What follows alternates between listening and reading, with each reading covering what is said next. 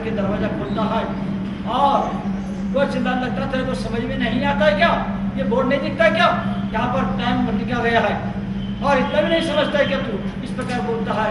वह पेशेंट कहता है, डॉक्टर साहब क्षमा करना, माफ़ करना, माफ़ करना, मैं तो पढ़ रहा हूँ, मैं तो देख रहा हूँ आपका समय 12 से 3 बजे तक आपकी छुट्टी है, लेकिन वो कुत्ते को, हमारा कुत्ते को मालूम नहीं था कि 12 के 3 बजे के बीच में कुछ काटना नहीं चाहिए। बंधुओं, आज हम लोग धर्म के प्रमाणों के अनेक मार्ग हैं, एक आहारचर्या से लेकर के नृत्य, और हमारे जो चौका है, चौका और ऑपरेशन थिएटर में कोई विशेष अंतर नहीं लगता है। हमारे चौके के माध्यम से ऑपरेशन थिएटर का निर्माण किया गया है। इन सारी बातों को, इन सभी बातों को आप लोग जन तक ले जाएंगे और सामान्य जनता तक पहुँचा करके जन शासन को आगे बढ़ाएंगे, घर को आगे बढ़ाएंगे और अपना स्वयं का भविष्य और सबका भविष्य निर्माण करके हमारे सभी आए हुए सभी डॉक्टरों के लिए इन लोगों ने, हमारे डॉक्टर साहब ने बहुत अच्छा परिश्रम किया। सभी के लिए भी आशीर्वाद देता हूँ और वास्तव में आशीर्वाद के बाद में आपकी श्रद्धा, समर्पण सबके देख करके मेरा हो जाता है। ये भावना बनी रहे, हम चंद लोग पर्याप्त है जिन शासन को जन जन तक पहुँचाने के लिए। मैं अंत में कहना चाहूँगा, हमारे व्रत होने के बाद भी पद्मश्री अवार्ड से सम्मानित हमारे शाह साहब है, और इनकी उदारता, विशालता और समाज के प्रति समर्पण और इनके काम देख करके मेरा मन प्रसन्न हुआ और मैं इनके लिए आशीर्वाद देता हूँ, सभी के लिए आशीर्वाद देता हूँ। बस हम और आप दोनों ये सहयोगी बन करके स्वयं आगे बढ़े और सबको आगे बढ़ाए, इसी भावना के साथ मेरा कहना चाहूँगा सबके लिए दोनों हाथ से आशीर्वाद है। पुनः हम बैठे, पुनः शांत रखे, सुनेंगे, सभी लोग बैठ जाएंगे। पहले 1-2 मिनिट के लिए शांतता रखे। मला माहिती आहे, सगळे बसा, मी सगळ्या आशीर्वाद देतो आता लगेच। 2 मिनिट थांबा, सगळे तिथंच बसा, खाली बसा लवकर, 2 मिनिट, फक्त 2 मिनिट बसा, लवकर बसा, खाली बसा तुम्ही। मैं एक अनाउंसमेंट करना चाहता हूँ, मैं एक अनाउंसमेंट करना चाहता हूँ कि परम पूज्य महाराज साहब को, जो इंटरनेशनल यूनिवर्सिटी है कोलंबो में, international complementary university, open international university है, उसके तरफ से उनको डॉक्टरेट ऑफ लिटरेचर से सम्मानित करना चाहता हूँ। और उसका जो फंक्शन है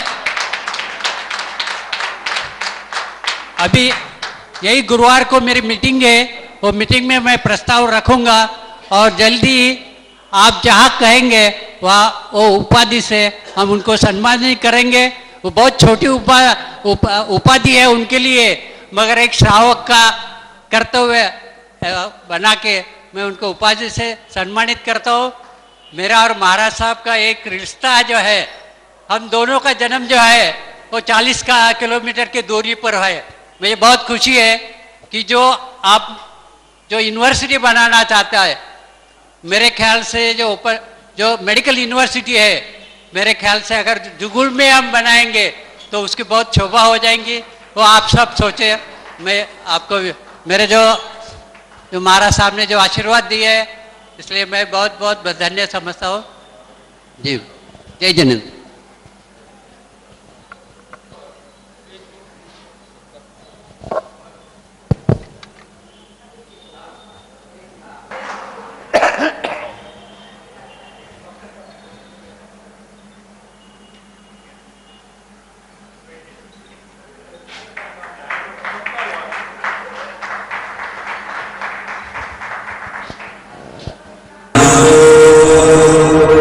Siddha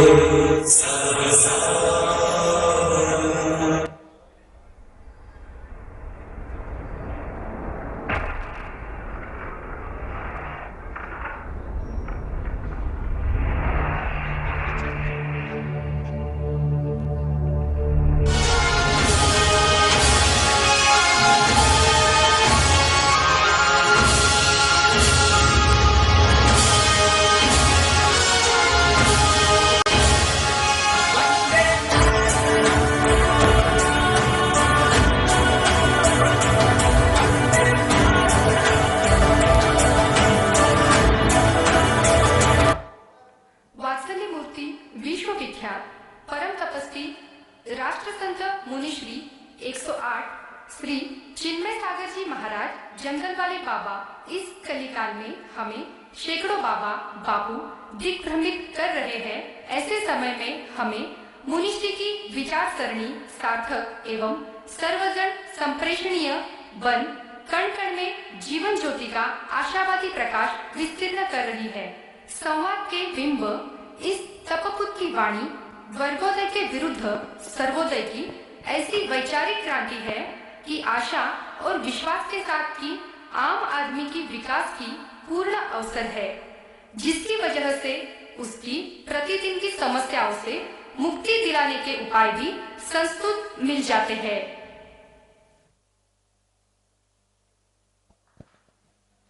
बोलिए राष्ट्र संत चिन्मय सागर जी महाराज की।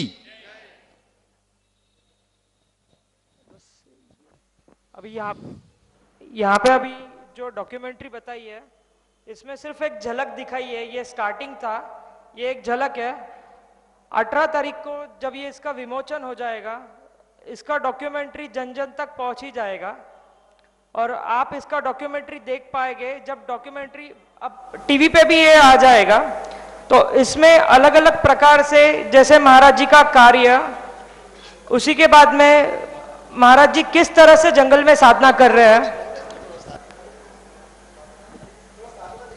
अभी यहाँ पे डॉक्यूमेंट्री में थोड़ा साधना जैसे महाराज जी कर रहे हैं। गौताला के जंगल में महाराज जी ने साधना की थी, उसके बारे में ये डॉक्यूमेंट्री थोड़ा सा मैं बताना चाहता हूँ। यहाँ पे मैं बता रहा हूँ अभी।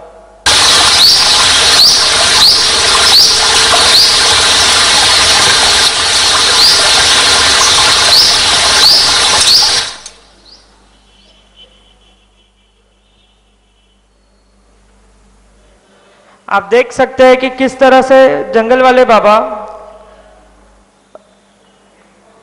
गौताला के घनघोर जंगल में तपस्या कर रहे हैं।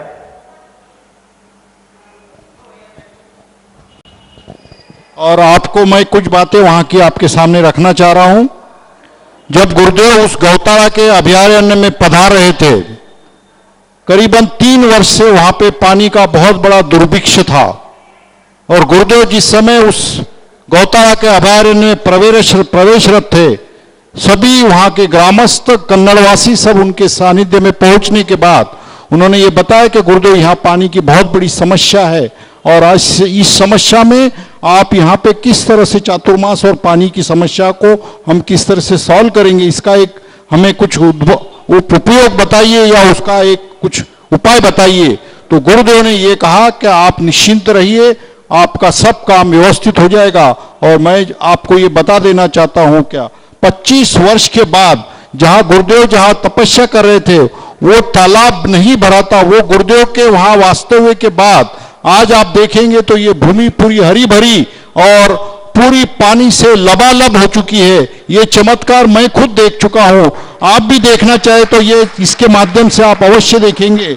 और गुरुदेव ने कई बार भरी बारिश में भी इसी अवस्था में वहां पे ऐसी ही कठोर तप साधना की है और उसका ही ये एक आप इफेक्ट देखेंगे कि वहां करीबन इस चातुर्मास में 2 लाखों से भी ज्यादा लोगों ने व्यसन मुक्त और मांसाहार मुक्त होने का एक संकल्प किया है। जो 29 सितंबर को मैं बता रहा था सुबह कि लाखों लोग उस जंगल में पधारे थे और नमोकार मंत्र माला से वो अभिभूत होकर अपने खुद का कल्याण कर रहे हैं।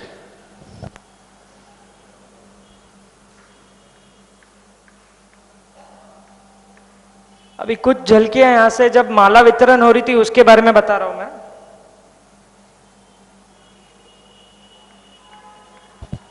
मैं एक बात बताना चाह रहा हूं कि 18 नवंबर को आज का जो पूरा जो प्रसारण है वो 12 से 5 बजे तक ये बताया जाएगा। कृपया आप इसका सब लोग लाभ लीजिए। आप देख सकते हैं कि जंगल वाले बाबा के जब माला वितरण हो रही थी, महाराष्ट्र राज्य के शिक्षण मंत्री राजेंद्र दर्डा जी वहां स्वयं पधारे थे महाराज जी के दर्शन हेतु और वहां पे माला वितरण का एक भव्य कार्यक्रम हुआ था।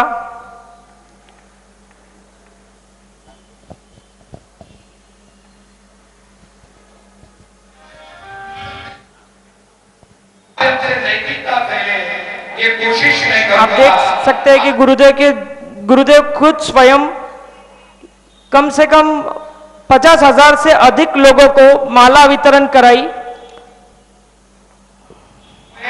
पूरी तरह से जुड़े रहेंगे। ये सब कार्यक्रम सम्मान किया, हमारा संस्कार का स्वीकार किया, इसके बारे में मैं आपको बहुत बहुत धन्यवाद देता हूँ। और आज जो यहाँ और इसी तरह वहां पे कई राजनेता आए, उनमें से कन्नड़ के एमएलए भी थे हर्षवर्धन जी जादव।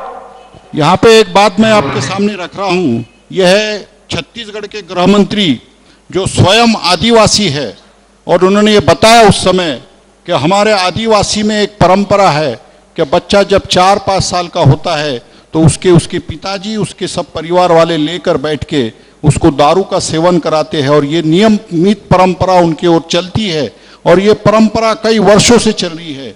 लेकिन गुरुदेव के सानिध्य में ये गृह मंत्री जब पहुंचे, ये कई वर्षों से गुरुदेव के सानिध्य में आते हैं, और ये गृह मंत्री ने उस मंच से ये कहा कि अगर आदिवासी का विकास अगर होना है तो उन्हें इस दारू से अगर कोई मुक्त करा सकता है तो वो मात्र जंगल वाले बाबा। और ये काम अगर आप छत्तीसगढ़ के धरती पर पधारते हैं तो ये काम अवश्य गुरुदेव के माध्यम से नक्सलाइट का समस्या गुरुदेव के माध्यम से जरूर सॉल्व होंगी, ऐसा आशा उन्होंने गुरुदेव के चरणों में, श्री चरणों में की थी। और मैं और एक बात आपके सामने रख रहा हूं कि जो हर्षवर्धन जादव जी जो है ये जब कलश की इन्होंने जब मतलब पूरी संकल्पना बना ली, वर्षायुग का कलश उनके घर में विराजमान है, तो मैं आपको बता देता हूं क्या उनकी जो मातोश्री है तेजस्विनी जादव जो माजी आमदार है, उन्होंने ये उस सभा में ये कहा कि मेरे घर में 4 महीने से जो शांति मुझे मिली है वो मुझे पिछले कई वर्षों से नहीं मिली थी। ये मात्र गुरुदेव का वो एक आशीर्वाद और वो चातुर्मास कलश का एक उस चमत्कार है कि उसके माध्यम से मेरे परिवार में बहुत शांति प्राप्त हुई है। और मैं आपको और एक बात बताना चाहता हूँ कि वो हर्षवर्धन जी जादव पूर्णतः शाकाहारी बन चुके हैं और उनका परिवार भी इसके लिए सहयोग है।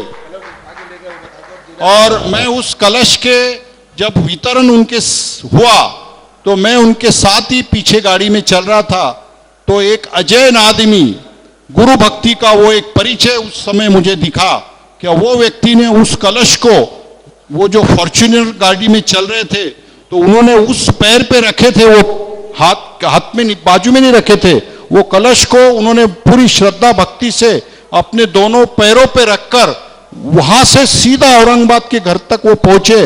और उन्होंने मुझे कहा कि ऐसा कलश हमारे घर में पहली बार आ रहा है, ये एक पवित्र वातावरण हमारे घर में हो रहा है, तो मेरी आपसे विनंती है कि उस कलश स्थापना के लिए मुझे एक सहयोग करेंगे। हम उनके साथ ही उस गाड़ी में पीछे हम चल रहे थे, हमने इमीडिएट उसकी वहाँ पे व्यवस्था करी, करीबन 1 से 1.5 घंटा वो कार्यक्रम संपन्न हुआ। और आपको बताते हुए मुझे बहुत हर्ष हो रहा है कि वो हर्षवर्धन जो आमदार जी जो है कन्नड़ के, वो पूर्णतः शाकाहारी बन चुके हैं और इसका पूरा श्रेय गुरुदेव के माध्यम से। और जब गुरुदेव औरंगाबाद प्रवास में सबसे पहले जटवाड़े में पहुंचे और 9 तारीख को जब वो जैसे यहाँ पधार रहे थे तो हमारी ये इच्छा बनी कि गुरुदेव का एक प्रवचन रास्ते में हरसुल जेल में हो। और मैं आपको बताना चाहता हूँ कि जब हरसुल जेल में हम पहुंचे, मैं और हमारे सहकारी महावीर पाटनी, तो उस जेलर स्वयं उस 29 सितंबर की उस क्षणों को जब उन्होंने देखा, और उनके लाल गाड़ी थी उनके पास, वो खुद डीजी है जेल के, लेकिन लाल गाड़ी होने के बावजूद भी उस दिन का हुजूम, उस दिन का जो एक वातावरण वहां पे बना था वो गुरु के समीप नहीं पहुंच सके। और उनके वो भाव बने थे कि हम गुरु के दर्शन करें। और जैसा हम उनको बताया कि गुरु स्वयं यहाँ पे चलकर आ रहे हैं, तो उन्होंने तत्काल उस बात को स्वीकृति देकर, औरंगाबाद के इतिहास में पहली बार ऐसा हुआ है क्या अभी तक काफी साधु उस जेल में पहुंचे थे, जिसमें रामदेव बाबा, पुष्पदन सागर, प्रसन्न सागर आदि साधु वहां पहुंचे थे। लेकिन आपको बताते हुए मैं ये कहता हूं कि मात्र 50-100 कैदियों के माध्यम से ही वो प्रवचन हुआ था। और गुरुदेव के जब जैसे वहां चरण पहुंचे तो उन्होंने वहां पूरे जितने भी presenting the article on the important aspect of our day-to-day life, that is health care through concentration of mind and body. As you know, mind and body are inseparable, but their action and reaction are coordinated. Mind, we can't see, it's only a feeling. We can't demonstrate mind in the body, where it is present, which part of the body. But body is visible, but they have to be coordinated. From that point, what Jain and Jainism thought of these two important aspects of mind and body, I would like to try to elaborate.